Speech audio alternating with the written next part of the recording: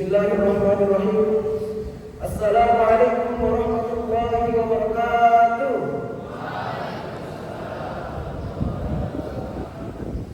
Alhamdulillah, alladzi arsala rasulahu bil huda wa dinil haqq liyudhhirahu 'ala dini kullihi wa kafa billahi shahida. Asyhadu an la ilaha illallah wahdahu la syarika lah wa asyhadu anna Muhammadan 'abduhu wa rasuluh. Allahumma shalli wa sallim 'ala sayyidina Muhammadin wa 'ala alihi wa sahbihi ajma'in, amma ba'd. First of all, let's pray and praise to our God, Allah subhanahu wa ta'ala. Alhamdulillah, who has given us blessing and mercy so we can attend in this wonderful place. Secondly, don't forget to send salawat and greetings to our beloved Prophet Muhammad sallallahu alaihi wasallam. Allahumma salli ala Muhammad wa ala ali Muhammad, who has brought his people from the darkness to the brightness era. So everyone, today I would like to tell you a hadith from Kitab Sahih Bukhari by Imam Bukhari, hadith number 5597. عن أبي هريرة عن النبي صلى الله عليه وسلم قال: من لم يدع قول الزور والعمل به والجهل فليس لله حاجة أن يدع طعامه وشربه والأحمد أفهم من وجه الإسلام. Translation of hadith from Abu Hurairah, from the Prophet sallallahu alaihi wasallam said, if a person doesn't stop using bad words, doing wrong action and being careless, then Allah doesn't need him to give up food and drink or fasting. Ahmad said, a man explained the chain of the hadith to me. Terjemahan dari Abu Hurairah dari Nabi sallallahu alaihi wasallam bersabda, barang siapa yang tidak meninggalkan perkataan kotor dan melakukan hal tersebut dengan masa bodoh, maka Allah tidak membutuhkan amalannya, meskipun dia meninggalkan makanan dan minumannya akan berpuasa. Ahmad berkata, seorang laki-laki memahamkanku terkait Islam ini. Intisari hadis. Yang pertama, puasa tidak hanya menahan lapar dan dahaga. Puasa bukan cuma soal kita menahan lapar dan haus seharian, tetapi intinya adalah bagaimana kita mampu untuk menahan diri, menjaga diri, terutama menjaga apa? Menjaga yang kita ucapkan.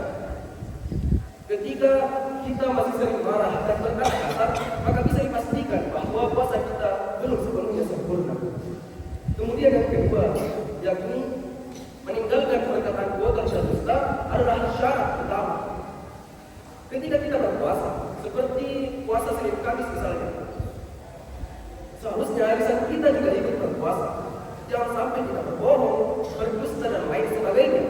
Karena menjaga lisan adalah syarat utama kesempurnaan puasa kita.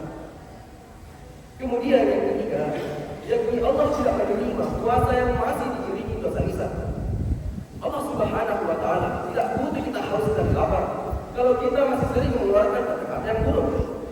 Karena puasa yang baik adalah puasa yang membentuk pribadi menjadi orang yang lemah lembut, lebih baik lisannya dan baik akhlaknya.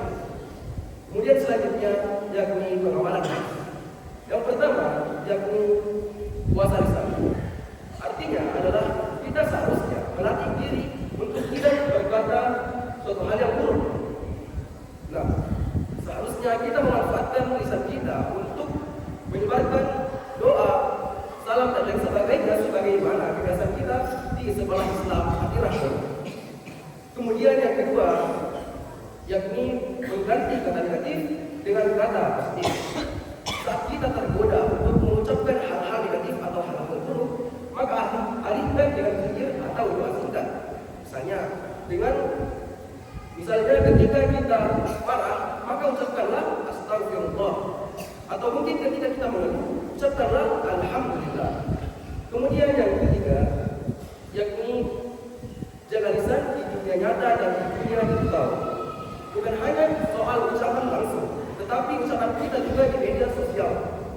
Sebagaimana kita selaku siswa-siswi sekolah Islam Al-Irsyad, ketika kita kembali ke rumah masing-masing, tentunya kita sering bermain media sosial.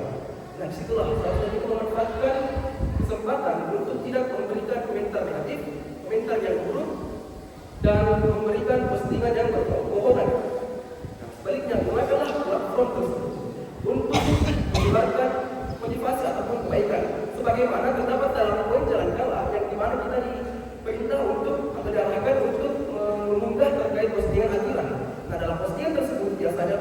kata-kata motivasi yang dapat membuat si penonton atau melihat postingan tersebut mendapatkan insight baru setelah melihat postingan yang kita buat. And then, last but not least is insight. Jadi, salah satu buku yang pernah saya baca sebelumnya adalah buku 15 to 20 karya Henry Manantini. Bagi saya, buku ini sangat inspiratif karena banyak berisi pesan-pesan yang saya dapatkan setelah saya membaca buku ini.